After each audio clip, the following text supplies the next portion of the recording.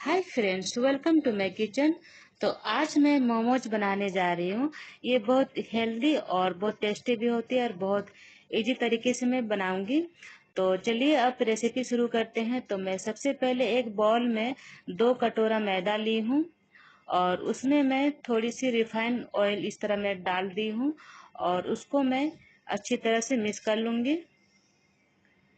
और थोड़ी थोड़ी पानी से भी मिलाएंगे और इसमें ज़्यादा पानी नहीं डालेंगे, एक बार में थोड़ी थोड़ी ही मिलाएंगे और एक सख्त डो तैयार करेंगे।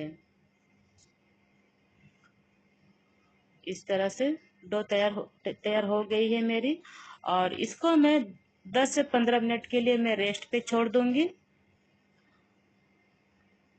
ढक्कन लगा के। और उसके बाद फिर मैं दूसरी साइड में मैं एक बर्तन में थोड़ी पानी उसमें दी हूँ और इस तरह मैं टमाटर को कट करके डाल दूंगी। और 4 से 5 मेरी मिर्च है सूखी वाली, उसको भी डाल देंगे। और फिर मैं स्वाद अनुसार नमक डाल दे रही हूँ। और फिर मैं एक कटोरा में कॉर्नफ्लोर पानी में घोल के इसमें डाल देंगे। और उससे उससे अच्छी थिकनेस भी आती है और चटनी भी बहुत अच्छी लगती है, थोड़ी गाढ़ी गाढ़ी सी। और यहाँ पर मैं थोड़ी सी हल्दी भी डाल दूंगी, आधा चम्मच। और इसको मैं अच्छे से पका लूंगी, उबलने देंगे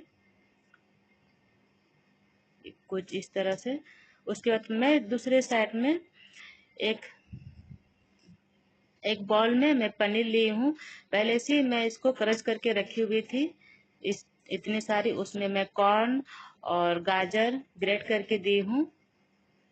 और फिर मैं बहुत छोटे छोटे बारीक से मैं प्याज भी कट करके इसमें डाल दूंगी। और मेरे पास उस टमाटर थी तो टमाटर मैंने पतली पतली काट के उसको भी डाल देंगे। और फिर स्वाद अनुसार नमक डाल देंगे और काली मिर्च को मैं इस तरह कूट करके उसमें डाल दी हूँ। और इस तरह से मैं मिक्स कर लूंगी अच्छी तरह से। ये मैं पनीर मोमोज बना रही हूँ। तो दूसरी साइड में भी इसको मिक्स करके रखी हूँ, दूसरी साइड में मैं उबालने के लिए रखी हूँ। उसको मैं देख रही हूँ कितनी उबल भी रही है। और इस स्टेज में मैं बंद कर दूंगी ठंडी होने के लिए। और फिर मैं दूसरी साइड में फिर से मैं आटा को इस तरह देख लेंगे, वो चिकनाहटी इसको फिर से गूंथ लेंगे। और इतनी चिकनी परफेक्ट आपकी बन के रेडी हो जाएगी। तो मैं एक इस तरह लोई ली हूँ और इस तरह मैं आटा को थोड़ा छिड़क दी हूँ और इसको बड़ी से मैं रोटी की तरह बेल लूंगी। और बेल के मैं कोई कटोरा या गिलास से आप इस तरह कट कर लेंगे। और फिर मैं उस कट करके फिर इस तरह मैं दूसरी साइड में इस तरह मैं डिजाइन दूंगी। आप चाहे जो कोई भी शेप दे, मैं इस तरह शेप दे रही हूँ। और लंबी वाली शेप मुझे बहुत पसंद है और मैं मोदक वाली शेप भी बनाऊंगी। और देख सकते हैं कि कितनी अच्छी डिजाइन बन के रेडी हो चुकी है अंदर में इस तरह। और फिर मैं दूसरी साइड में मेरी ठंडी हो चुकी थी टमाटर। तो चटनी की मैं चलो तड़का लगाते हैं। तो मैं सबसे पहले मैं तेल ली हूँ और उसमें थोड़ी सी जीरा और बहुत सारा लहसुन कूट के इस तरह मैं डाल दी हूँ।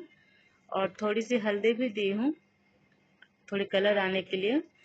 और उसके बाद मेरी बॉईल करके ठंडी करके ग्राइंड करके रखी हुई थी, ग्राइंड करके इसमें डाल देंगे चटनी में।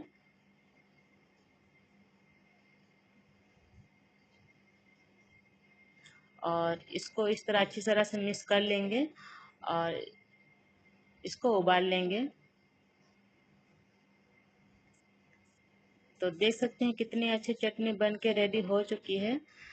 तो आप इसको हम गैस से उतार लेंगे और लास्ट में मैं धनिया पत्ता से गार्निश कर दूंगी। और मेरी चटनी बन के रेडी हो चुकी है। और उसके बाद लास्ट में फिर नींबू भी डाल दूंगी। उसमें अच्छी खटास भी थोड़ी आती है, तो आपकी मर्जी डाल भी सकते हैं वरना स्किप भी कर सकते हैं। तो उसके बाद मैंने इस तरह कढ़ाई ली हूँ और इसमें ऊपर में मैं नीचे में पानी रखी हूँ, ऊपर में मैं छलनी रखी हूँ और उसके बाद इसके ऊपर में मोमोज रख देंगे। सबसे पहले ऑयल को घीस करेंगे, उसके बाद ही मोमोज रख देंगे, नहीं तो ये चिपक जाती है। और मैं ऐसे में बहुत बार बनाई हूँ। मेरे पास मोमोज वाला स्टैंड नहीं है तो मैं ऐसे ही बनाती हूँ। और ऊपर में मैं इस तरह ऑयल से ग्रीस कर दूंगी, इस तरह। और उसके बाद मैं ढक्कन से ढक दूंगी और फिर मैं फ्लेम को कम ही रखूंगी। और उसके बाद फिर मैं 10 मिनट के बाद चेक करूंगी।